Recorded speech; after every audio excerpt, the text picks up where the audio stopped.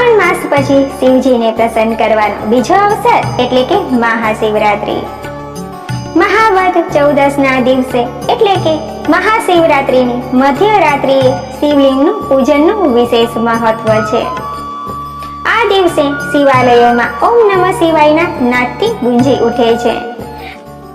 આજના દિવસ એટલે કે મહાશિવરાત્રીના દિવસે શિવ પાર્વતીના લગ્ન થયા હતા.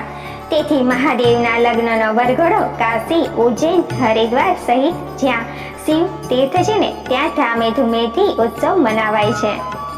મહાશિવરાત્રીની સાથે પારધીની કથા પણ જોડાયેલી છે, જે ખૂબ જ પ્રચલિત છે. તેના સિવાય કિંવદંતીની પણ વાર્તાનો સમાવેશ થાય છે. તો ચાલો આપણે કિંવદંતીની વાર્તા સાંભળીએ.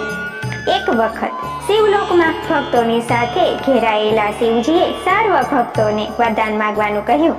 તેથી એક ભક્તએ કહ્યું, ભોળેનાથ, હું આપના દર્શન મૃત્યુલોકમાં થાય તેમ ઈચ્છું છું. આપ ક્યારે અને કેવી રીતે મને દર્શન આપો તેનો ઉત્તર આપો. ભગવાન શંકરે ઉત્તર આપતા કહ્યું, મહાવદ 14ની મધ્યરાત્રિએ હું મૃત્યુલોકમાં આવીશ અને પ્રત્યેક શિવલિંગમાં હું પ્રવેશ કરીશ. આ સમયે કોઈ પણ પ્રાણી, કોઈ પણ વ્યક્તિ મારી વિધિવત પૂજા અર્ચના ઉપવાસ કરશે અને જાગરણ કરે અને મને પ્રસન્ન કરે તો હું તેને મનોવાંછિત ફળની પ્રાપ્તિ થશે. આમ શિવજીએ કિંવદંતીને પ્રશ્નનો જવાબ આપતા કહ્યું. હવે આપણે બીજી વાર્તા પણ જાણી લઈએ. તે પણ ખૂબ પ્રચલિત છે. મહાશિવરાત્રી એટલે એમ પણ કહેવાય છે તે શંકર ભગવાનનો જન્મદિવસ છે. આ દિવસે લોકો શિવરાત્રીના ઉત્સવ ઉજવે છે, ઉપવાસ કરે છે, ફળ આહારમાં બટેટા અને સક્કરિયા ખાય છે. કેટલાક આ દિવસે શંકર ભગવાનની પ્રસાદી તરીકે ભાંગ પણ ચાખે છે.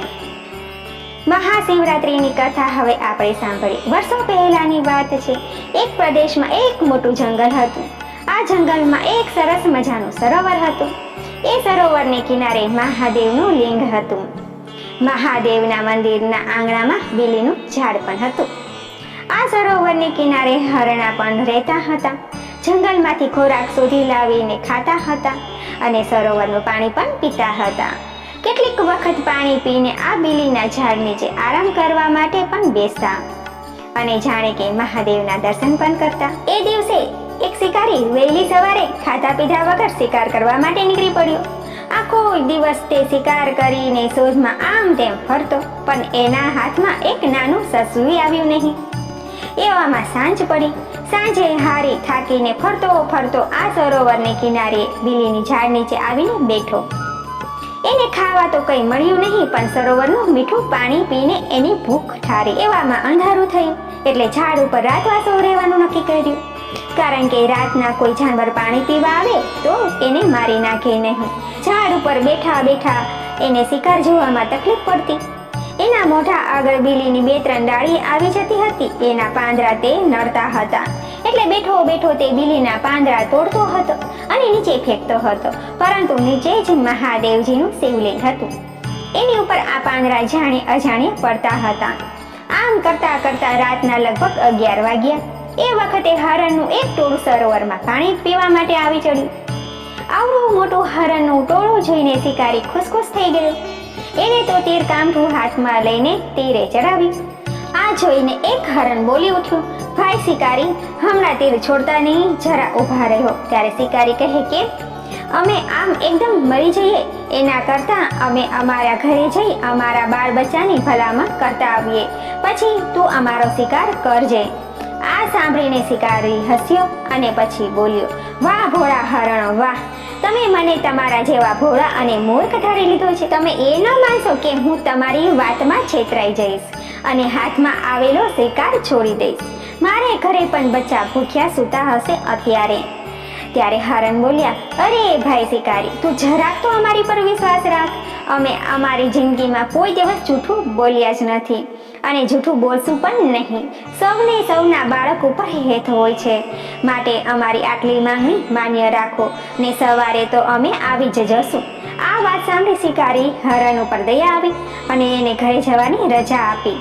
જુઓ હરણાઓ, તમારા બચ્ચાઓની દયા ખાઈને હું તમને જવા દઉં છું, પરંતુ સવાર થતાં પહેલા જ તમે જલ્દી પાછા આવી જજો. ભલે કહીને હરણો તો રાજી થઈને ઘરે ગયા. ઘરે જઈને પોતપોતાના બચ્ચાને ભેટ્યા, સગા વહાલાઓને પણ ભેટ્યા, વડીલોને પણ મળ્યા અને વંદન કર્યા અને બધાને શિકારીની વાત કરી. સવાર પડવામાં થોડી વાર હતી એટલે સૌ બીલીની ઝાડ પાસે જવા માટે નીકળી પડ્યા. સાથે એના બચ્ચાઓ અને વડીલો પણ નીકળી પડ્યા અને કહેવા લાગ્યા, અમે તમને એકલા મરવા નહીં દઈએ. શિકારી ભલે અમને પણ તમારી સાથે મારી નાખે. આમ કહીને સૌ સાથે ચાલી નીકળ્યા. થોડીક વારમાં ટોળું સરોવરે પહોંચી ગયું. શિકારીએ ટોળું જોયું અને લાગ્યું આ ટોળું તો હતું એના કરતાં પણ મોટું છે. આથી એને તો નવાઈ લાગી. હરણા શિકારી પાસે આવ્યા અને કહેવા લાગ્યા, શિકારી, અમે અમારી શરત પ્રમાણે આવી પહોંચ્યા છીએ. હવે તમારું તીર ચલાવો અમારી ઉપર. હરણા સાચા અને વિશ્વાસુ છે એમ જાણીને શિકારી કહે, અરે હરણા, આ વખતે તમારું ટોળું મોટું કેમ દેખાય છે? ત્યારે હરણા કહે છે, અમારા બચ્ચા અને અમારા વડીલો પણ અમારી સાથે મરવા તૈયાર થયા છે એટલે અમારું ટોળું મોટું દેખાય છે. ભાઈ, હવે વાતોમાં સમય બગાડમાં. ઘરે તારા બાળકો ભૂખ્યા હશે.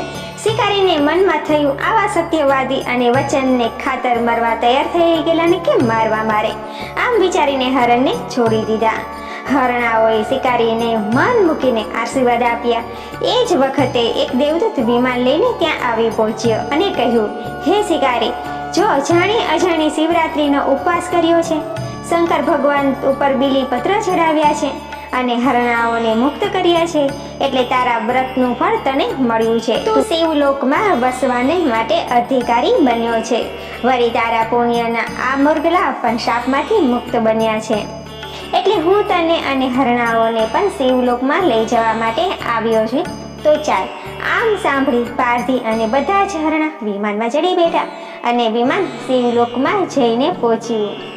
પારધી અને હરણાઓનો શિવલોકમાં વાસ થયો. તો હે શંકર ભગવાન, મહાશિવરાત્રીનું વ્રત જેમ પારધીને અને મૃગલાઓને ફર્યું ને એવું સૌને ફરજો. બોલો ભોળેનાથની જય.